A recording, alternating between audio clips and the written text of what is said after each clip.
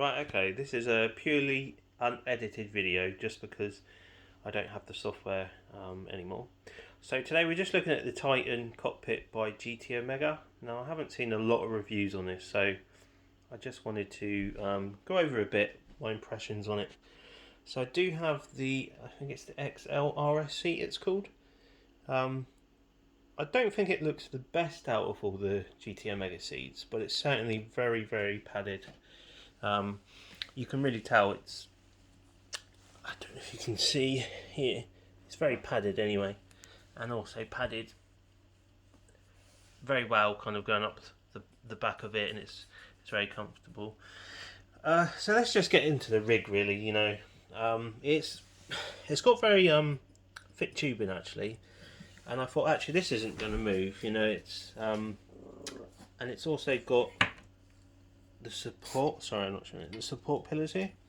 So when I actually pressed on this, I mean there is zero flex, and I've come from an 80/20 rig as well. So that, I mean, that is absolutely solid. And I was thinking this ain't going to be as solid, but I do prefer, personally, I prefer the look of this tube than 80/20. It's totally subjective. I know others may not think that. In terms of flex though, there is a bit of flex, and I'm not sure. I mean, it's not much, but it is a little bit, and I think it's coming. It could actually be coming from the thrustmaster bolted on, but I think it could be this mount here. Apologise for the dog barking.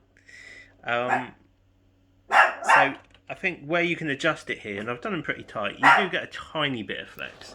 So if you're thinking like direct drive, I think it would work, but I don't think it would be the best. So I think if you're looking at getting a direct drive wheel like the Podium or Simicube, I think it would work, but I think an 80/20 would personally be better. Now, in terms of the pedal tray, it is mounted. You can see you can slot it in different holes backwards and forwards, and you can also angle it from the different bolts. It has different holes there. Now, I found if I had this sitting flat, there was a lot more flex up and down. I mean, not a huge amount, but there was. Now that I've got it angled and I've tightened it all up, you won't tell from me pressing this anyway, but there's really minimal flex there. I think, now these are the thrustmaster load cells, so I think if you had HE pedals, I think it could possibly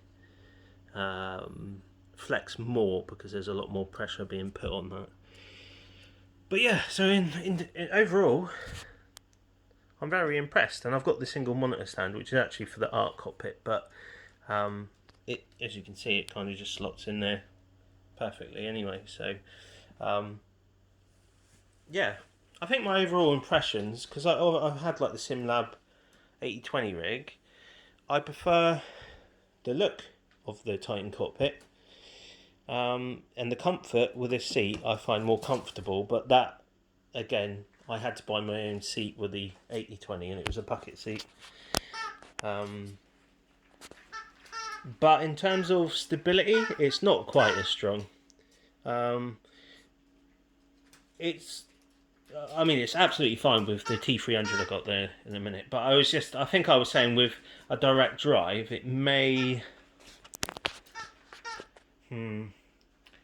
Obviously, I can't test it, but I think it would lose maybe a little bit of feedback because there'd be a bit of flex, and I don't think it would break it or anything. I don't think it would snap because it is pretty solid. But yeah, so there's my first impressions. If you do have any kind of questions or anything, please do just leave a message, and I'll try and get back to you as soon as I can. And I do appreciate the likes and subscribes, so thank you. Bye.